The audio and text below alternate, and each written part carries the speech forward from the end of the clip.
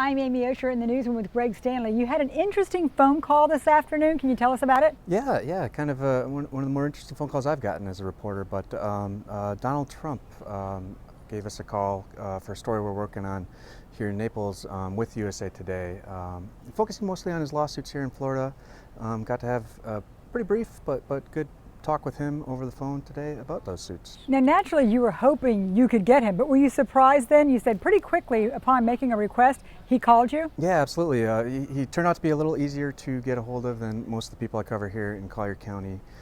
Just sent an email and phone call to his campaign manager, and about an hour later, she called back with him on the line. Really looking forward to talk about this story, I think, because I don't think he's been too happy with it in the past. It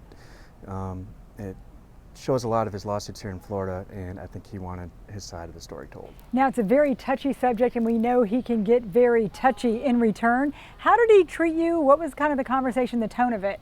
Yeah, respectful, polite, very upfront about his problems with the paper and the coverage in the past.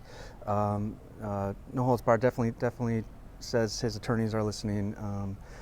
He would be willing to sue if he finds anything wrong, but overall polite, direct, honest, and quick. What did you ask him, and did you learn anything new that has not been out there before, or did he just want to dispute some things? Well, we got to hear a lot of his side at some of these cases. We're really taking a deep look into. We think they do a good job of showing parts of his personality people may not necessarily have seen before or be aware of before, and really trying to explain how people in Florida who have lived next to him and been a part of these lawsuits or read about these lawsuits for decades since he moved down here think about him and feel about him and how that might affect their voting.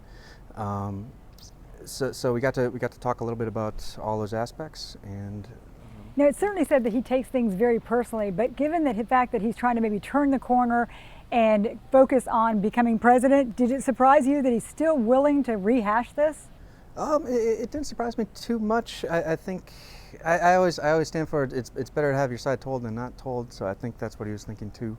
We'll see how it plays. What are the plans? When is everybody going to see the story? We're not sure exactly yet, but it will be running here in Naples and of course in the USA Today as well.